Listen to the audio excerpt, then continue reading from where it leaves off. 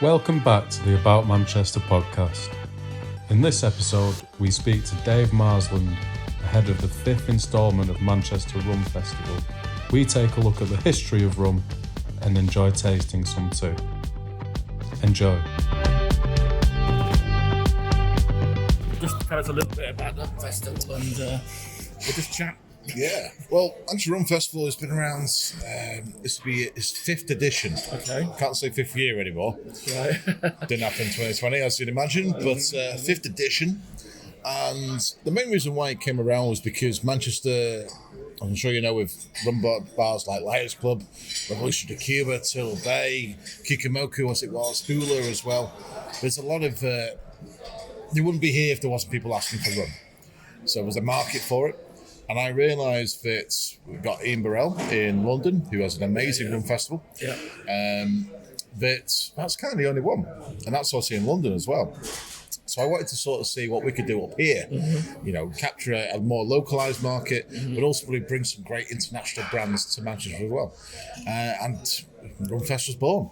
So it's grown over the years. This year, like I say, will be its 5th edition, but ultimately it's also our biggest in regards to the amount of brands available, but also the amount of new brands that maybe having its first opportunity to get in front of customers, consumers, whether it's an international brand like Arcane and Beach House, for example, coming straight from Mauritius. Okay. But we also have some local brands like Tameside Distillers, who have never really done Rumfest before, only come around the last couple of years. Let's call it a COVID project. So that's what Rumfest is about. It's a platform. It's an opportunity for a brand to showcase themselves actually face to face. So I always insist that they have to turn up.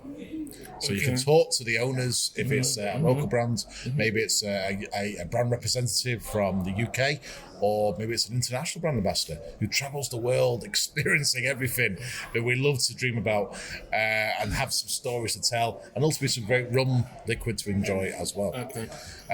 Where does rum sit in the what's the word I'm looking for? Fashionable stakes. I'd say it's versatile. I think that's what it is, because it means that no matter what mood you're in, whether it's, dare I say, early in the morning, late in the evening, maybe it's a pre-dinner drink, maybe it's the end of the shift, the rum seems to have that. Could be mojito, because I want to enjoy that pina colada. I want to be on a beach, or it's a straight rum over ice, because you're not up for a strong whiskey cask strength. It wants to be a little bit sweeter, a little bit more softer on the palate. So I feel like the versatility offers up so much opportunity. And the good thing is, even from the old school element, you know, if you think about rum back in the day, you think Navy strength, you know, the old naval profile towards it, or even something like Bacardi, which has a huge marketing opportunity. And you think Cuba Libre, Mojito, Pina Colada, daiquiris. These days, you can think of anything. The creativity is there, and it's approachable. If you think about it, I have a sweet tooth. That's probably why I like rum. But ultimately, it's also, these days, our demographic is more about the sweeter profile. Savoury was in the 80s in my mind when we loved the martini. That's why gin and vodka did so well. Now we're heading into this next generation. So, yeah, accessible. And I think that's why rum's boomed so much. Can you, I don't know whether you can, but can you tell us a little bit about the history of rum? In regards to rum itself, you got to think sugarcane. Right. Sugarcane is the beating heart of what rum is all about. Whether it's molasses, which is a byproduct of sugarcane itself, that's the vast majority of English-style rums. So you think Appleton Estate from Jamaica, or Mount Gay from Barbados, Gem Reserve from St. Lucia. And then you have the French styles, or the Haitian styles, which is sugarcane juice. That is literally kind of cider pressing your sugarcane. Juice comes out of it, and you need to do something about it there and then, because it's going to die. It's a grass after all. And that's, like I say, that's everything about it. If you haven't got that, in my mind, you're not making rum. So ultimately, you need to ferment, you need to able to understand what sugarcane is all about, what you can do with it. And that is what most of the Southeast Asian Polynesian style of areas, the islands themselves, they took advantage of that, because they were able to grow something that ultimately you can utilise in different ways. weirdly enough, the Caribbean didn't predate that. It was the Polynesian islands that sort of created, and it slowly moved I didn't across. realise that. I thought you were going to tell me it started in the Caribbean. No, okay. In a weird way, Brazil predates the Caribbean. Right. Cachaça Okay. is still sugarcane juice. So the Polynesians took it over. They went through Islam in the Islamic states and the Eastern Europe as it was back in the early to mid 1200s, that kind of scenario, because they used it in alchemy. They were the very first to start to utilise what medicines were, because you've got to bear in mind, they didn't drink. Right. They were teetotal. It wasn't part of their faith to drink alcohol. So they utilised different spirits in medicine. They formed pot stills and column stills, which are utilised today, whether it's a gin, vodka, whiskey, or whatever. And then it was actually down to Madeira, which really came across to get sugarcane over to the Caribbean, which we commonly associate rum from. Right, okay. And when it comes to Madeira, it's not known for its rum. It is to a point these days, because obviously it's more fashionable now, but it's sugarcane as an island. It's gone back from there. Exactly. And when it gets exported over to the Caribbean for the very first time, they realise obviously the climate's pretty good when it comes to the cultivation of essentially what is a grass. And the likes of Jamaica, Barbados, Martinique became the islands that were famous for just sugar itself. Not rum, because rum wasn't a thing. You got to remember that rum is a byproduct of what essentially sugarcane is. And I won't delve into it too much. I'm sure everyone's fully aware of what this slavery is all about, but the slave trades made what rum is today. They cultivated everything that we experience when it comes to flavours and what the minerality of the sugarcane can offer, because ultimately it's a grass, and we don't really eat grass personally. Don't about yourselves, but it's a subjective matter. But ultimately, it's not mainly on the menu you're going to come across. Right. But sugarcane is still a grass, but it's what you can do with it. And when you realise that if you're going to leave something like a sugarcane juice out in the sun, in the hot bakers in the Caribbean as well, it starts to ferment, it starts to solidify, it starts to turn into essentially crystallized sugars. And that's what molasses basically is. Very raw form, not the tastiest. Bakers use it, for example, but ultimately it's I wouldn't want to drink it. Right. You need to refine it. Right. You need to maybe add it into a boiling pot of water, i.e. still. And all of a sudden you're going to make some amazing alcohol flavours from that. Once you look at that, we're starting to make a bit of rum. From their point of view, it's things like agricole, which is the French style. Anything unaged. Obviously, in Ireland, they call it pochine.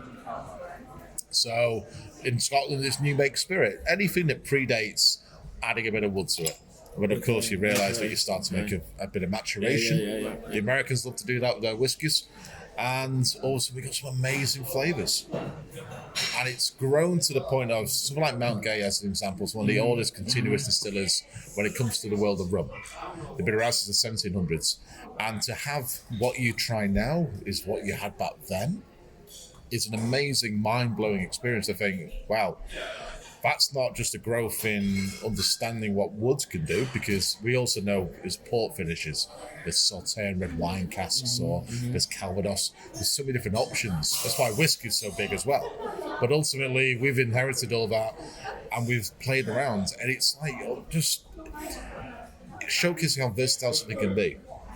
And it's a piece of grass. If you really sort of dumb it down.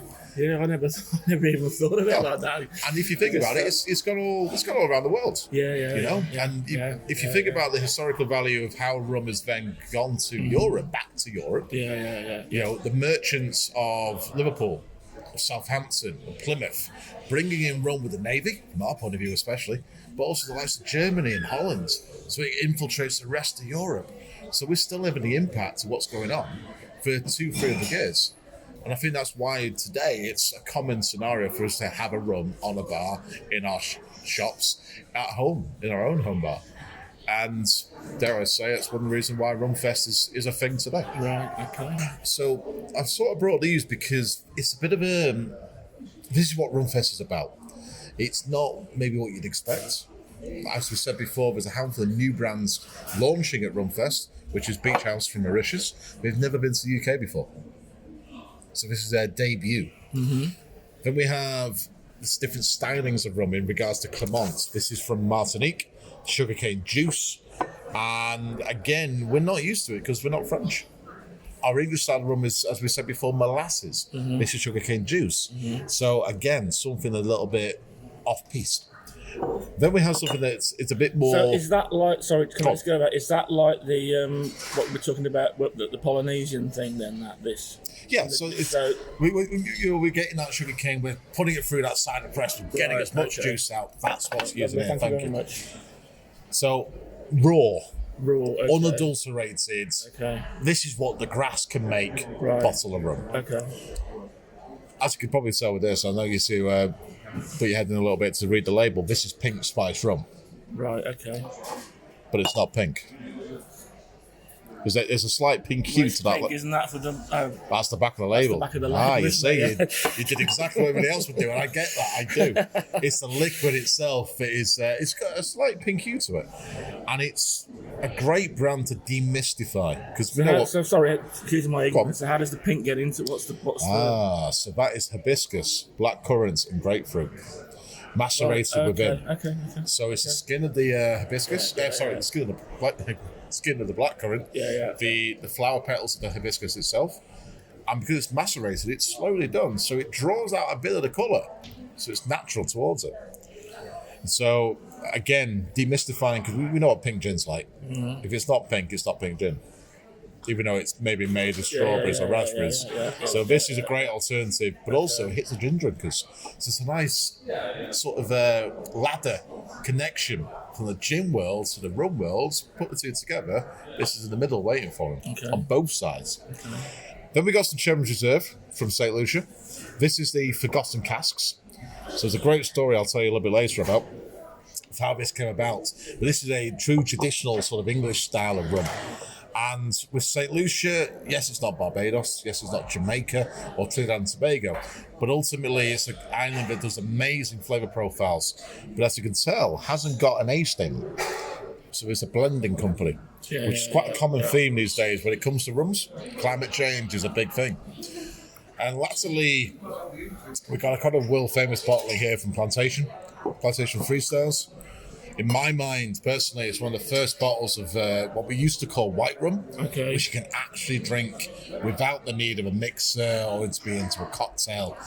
And like I say, this is what sort of Rum Fest is about, that anyone at any stage can come in and no doubt find something new that they may come away with, but also find a favourite that they can learn more about. As we said before, the brands themselves are there. So I'm going to pour a little bit. I'm going to pour this one first. Okay, that's the Plantation. It's the Plantation Freestyle. So feel free to experience however you wish. Well, tell me what you're supposed to do? Are we like tasting wine, or are we? Well, the thing is, you taste the rum. You taste the rum. Do I swill it around in the glass? Whatever you wish. Whatever you wish. Right. Because you got to remember, you drink rum however you like at home. Yeah. And you will drink it the same way in a bar, whether we're here at the Midlands, whether we're at a tiki bar in Lions Club, doesn't matter. Because you embrace it how you wish. If you're forced to do so, and then you don't like it, you're going to have a negative impact towards that experience. So, however you wish, Bob. Swirl it, taste it, put your pinky out, it doesn't matter.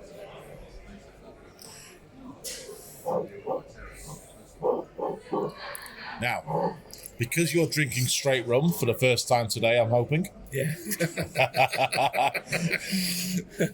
The experience is obviously going to be quite impactful, but also maybe a little bit mellow, because this is not what I would call in my mind a raw rum.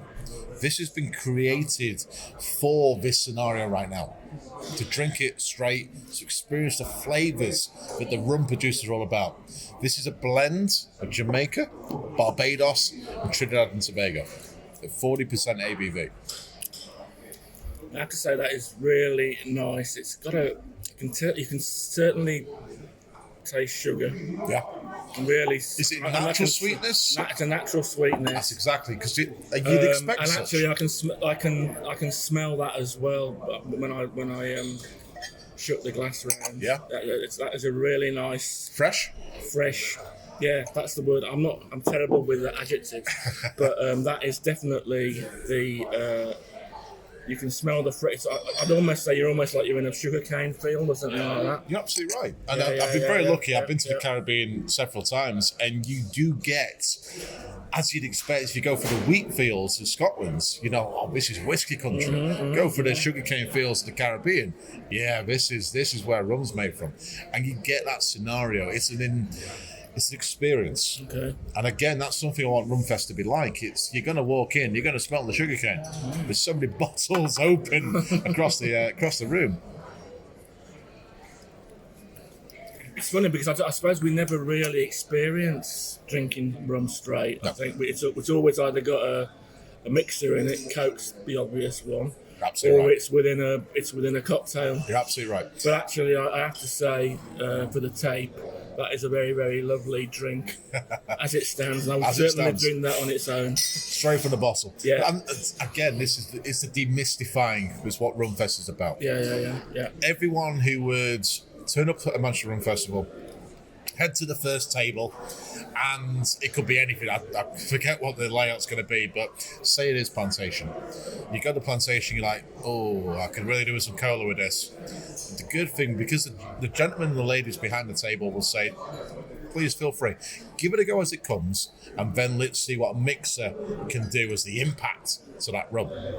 Because again, like you say, you go to Revolutionary Cuba, Lions Club, any bar that you want to enjoy your rums in, you don't think, I'll have a little bit on its own before we add it into a pina colada. Now, would you put ice in that, or would you just have it straight? Me personally? Yeah, you personally, no. So you just drink it as that. I'm a big fan of, if this is what the master blenders and distillers of the brands have said is the best we can make from the idea that we had, then why would I want to start diluting it?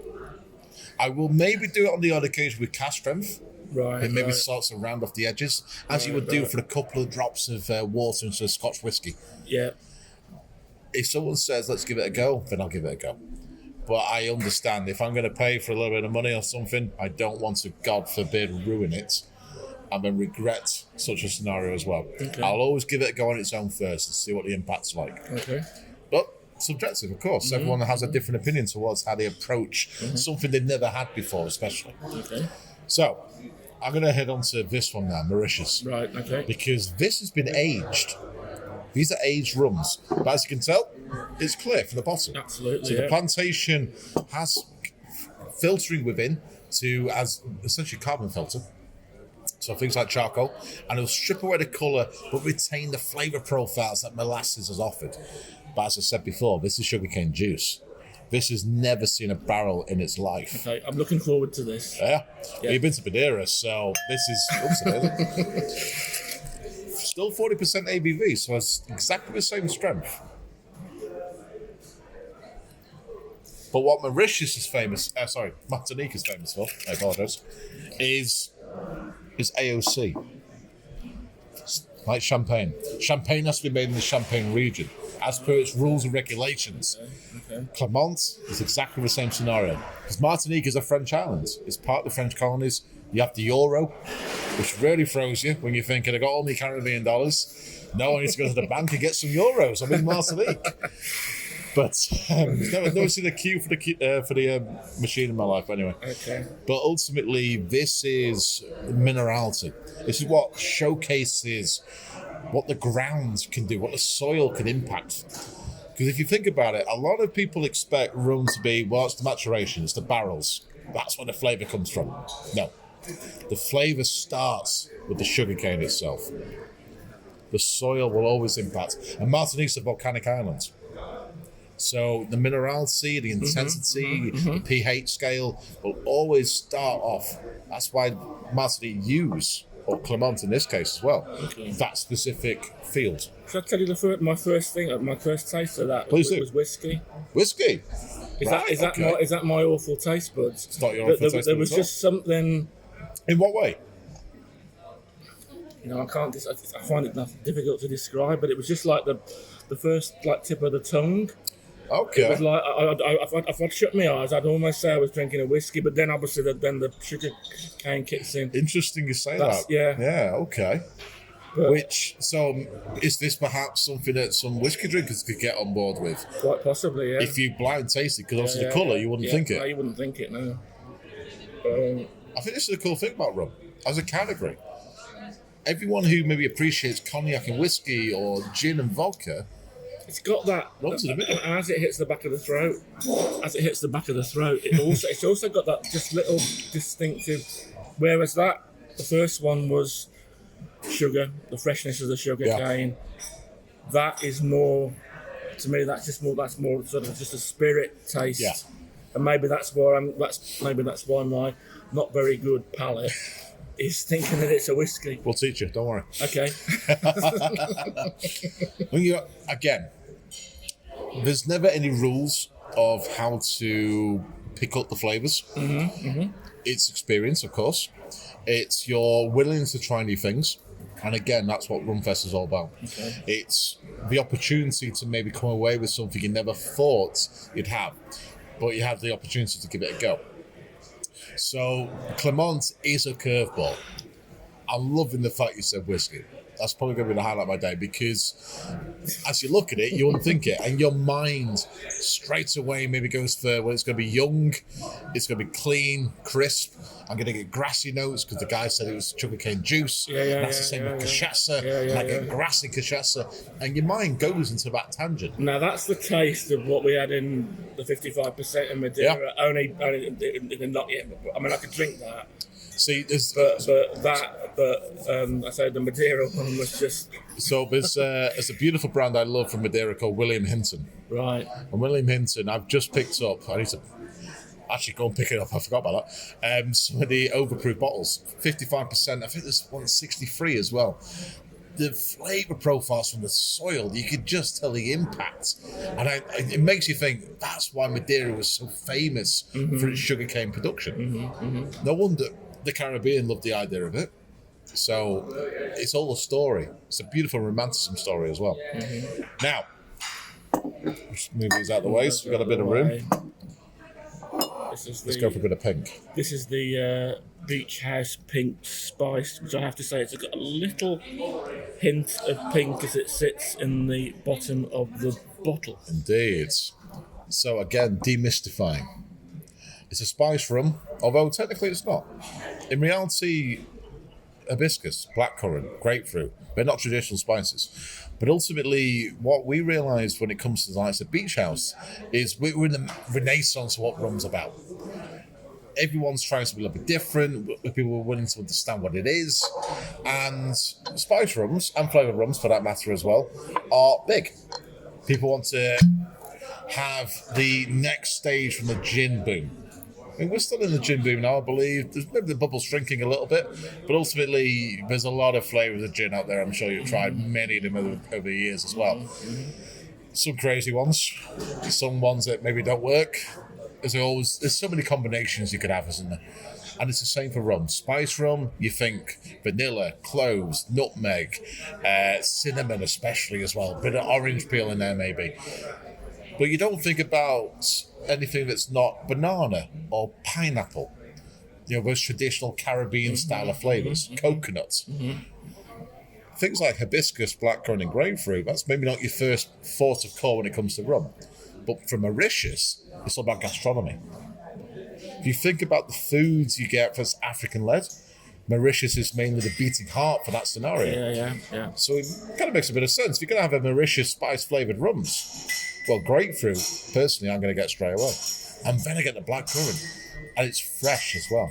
I'm going to get the hibiscus, that slight dryness from it. And the good thing is, from my point of view, this is 40% ABV. So it's not a liqueur. It's a great rum base that's had these flavours infused within it. So it's fresh. Fingers crossed, at least. So, if I may. Let's try it. We'll just pour a little bit into the glass now. There you are. You can tell from the glass probably a little bit more of that slight pink hue, but ultimately you think it was clear straight away. No gimmicks. It's a vital thing in my mind for my rum experience personally. Gosh, I can certainly taste the fruit in that. That is lovely. Impactful, like I say. There's no subtly arriving to your palate. It's straight away.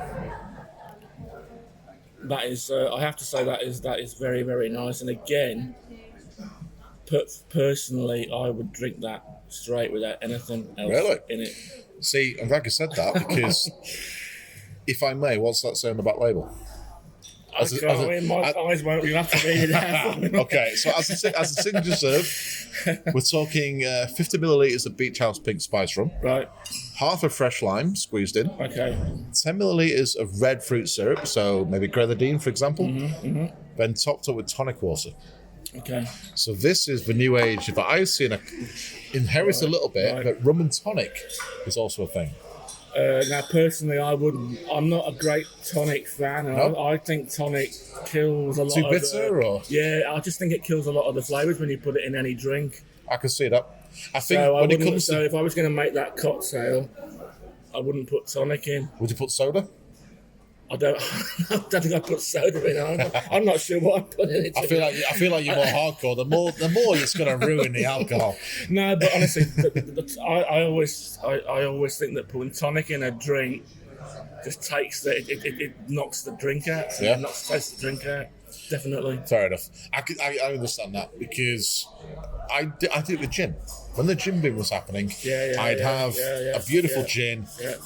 I'd add the tonic water, and it'll ruin it for me. And I didn't like G&Ts for a long time for that reason. But it turns out it was actually the bitterness from the tonic water. I was drowning it. And all I got was the tonic and a dash of gin. And I get that from the ratio, of course. But it's the impact of the gin itself. And then we went to this gin boom. All the different flavours, the different subtleties, the different impactfulness of each gin as well. Some are quite floral. So you think, I'll add a dash. Some are quite heavy, so you might kind of want to balance it out with more tonic. And that's why I think a lot of bars these days add the bottle of tonic, so then you can do it yourself. Yeah. Rum, you're absolutely right. You wouldn't maybe add this with tonic water, and if you did, you kind of want to drink on its own because you want to embrace the flavour profiles. But again, that's your potentially subconscious saying, no, this tonic and rum doesn't work. Or mixing and rum wouldn't work with this because you like it on its own. So why ruin the experience? But when I first came across this, I was surprised. I was like, oh, tonic works to a point in certain lighter styles of rum. I'd imagine Clement would work quite well with tonic water.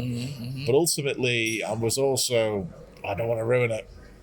I like it on its own. I like the flavours. I understand the story. But I'm also not going to be going out and about every night thinking and giving some straight rums at every bar I go to. I like to lengthen it out if I could. Right. And I was trying to think, what else would work? Lemonade potentially could work, of course. But cola would not work with this. No.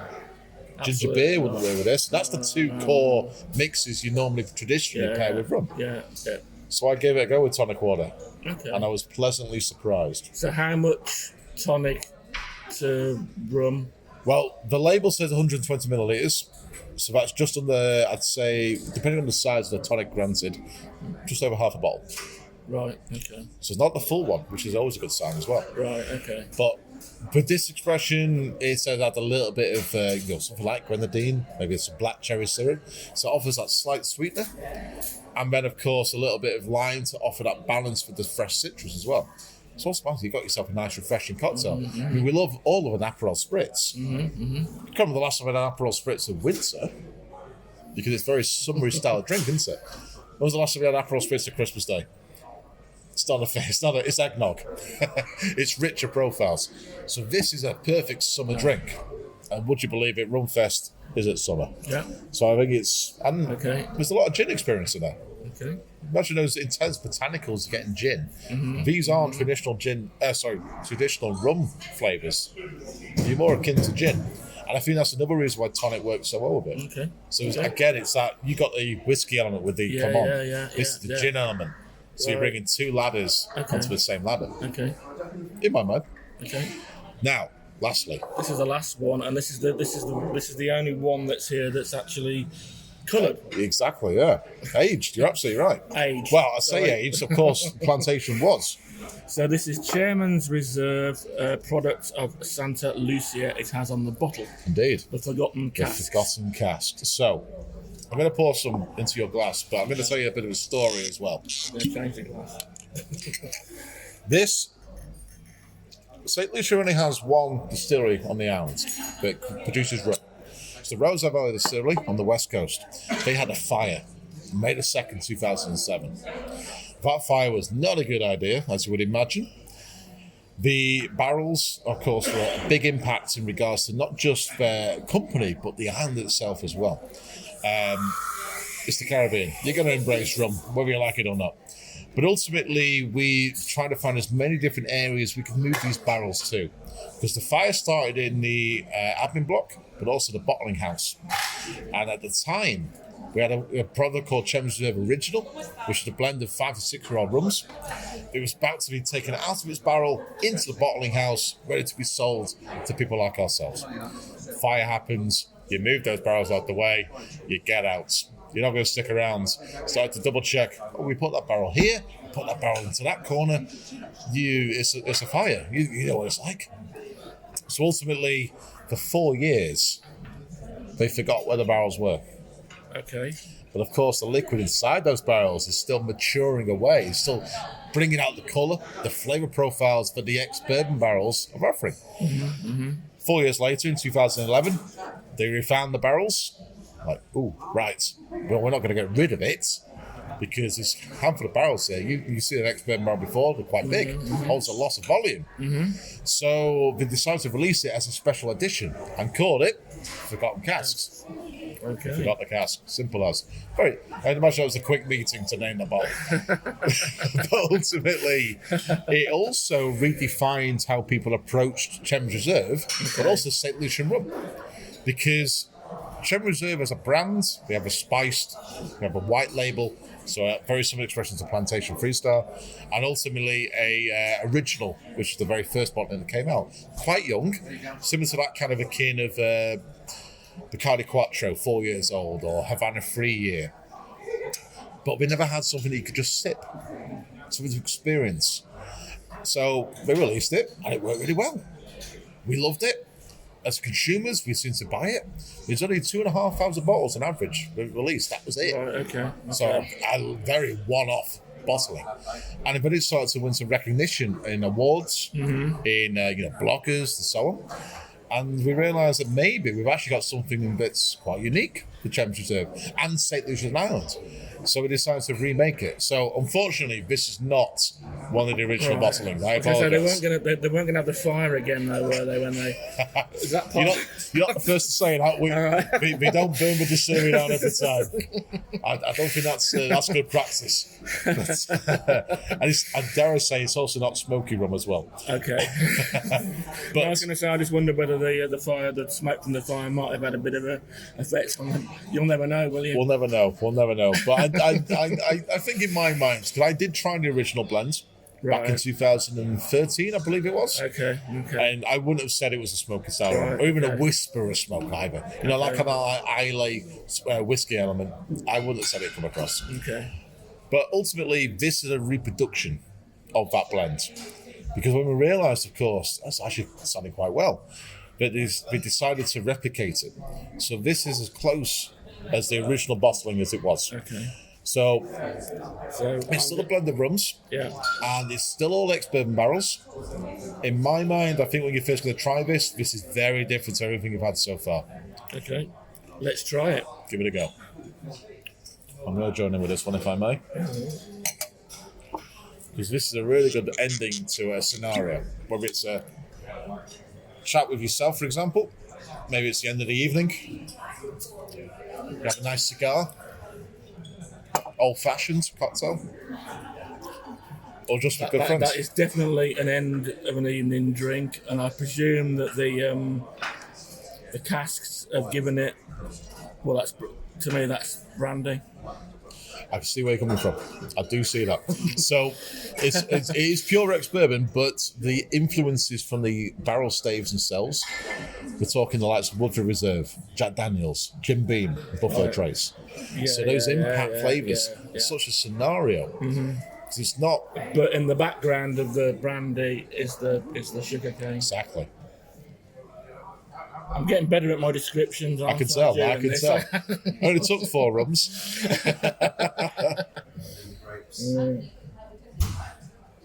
And And the smell when you put that the glass to your mouth is brandy. That's the first thing I got before I even tasted it. So officially today, you've had whiskey, brandy, a little bit of gin, but also ultimately all of them are rums. And all of them are rums. That's quite correct. And my voice is going from drinking the rums now. We need some more then to clear the throat. No, that's lovely. That's really nice. Like I say, this is what Manchester Rum Festival is about. Okay. Anyone who maybe not be, it's a plus one because a friend dropped out. Yeah, go on, I'll give some rums a go. They will hopefully come away with something that they quite like. May not be strong, it may not be intense with the wood, but it might be quite fruity, or vice versa as well. That's what I try and offer, is such a variety available, but it's a showcase of the rum world that happens to be in Manchester. Not for London or Edinburgh, it's in Manchester alone. And a lot of these are very first time as well. I mean, don't be wrong, there's some amazing flavours. There's going to be some coffee rums, some cream liqueur rums as well, some high proof, cask strength rums, but all different parts of the world, especially the Caribbean, Latin America, Central America, Mauritius, of course, you tried today as well, but even the UK. We have our local rums. We have the Spirit of Manchester with their One-Eyed Rebel. It's 3 amazing flavours like black cherry, and again, it means that it showcases that the Caribbean is not the be-all and end-all, that even we in the UK, despite the lack of sun, can make some amazing rums. Mm-hmm. And that's what Rumfest is, a platform. Okay. Just to finish off, you can have a little plug. Tell everybody about when the Rum Festival is, where they can get tickets from. So, Manchester Rum Festival is on June the 18th. It's a Saturday, between the hours of 12 till 7. It's going to be hosted at Mercure Hotel in Piccadilly Gardens. And tickets are available through manchesterrumfestival.com. Tickets are still available right now, but we are on track to selling out, which is fantastic. It'll be our 5th year to do so. To give you a bit of an idea as well, it's not just about rum, but ultimately you are able to purchase your bottles, whether it's through the stands themselves or through Tipples in Manchester, which is our local retailer just off Albert Square. The Lions Club are going to have a pop-up rum bar. So there's some amazing cocktails, as per the Lions you'd expect as such, a slice of tiki heaven. We've also got the guys from Niamin. So Niamin are 3 amazing people from the British Virgin Islands, bringing their Caribbean cuisine to Manchester for the very first time. So a little pop-up restaurant. And we've also got some great vibes from the likes of DJ Dom, who has been at the Rum Fest the last 3 years, bringing some Latin American soca music kind of vibes to have a bit of entertainment for you. Okay. That's lovely. Thank you very much for your time, Dave. And we look forward to the Rum Festival on the 18th of June. Indeed. Thank you. Cheers to that. Cheers.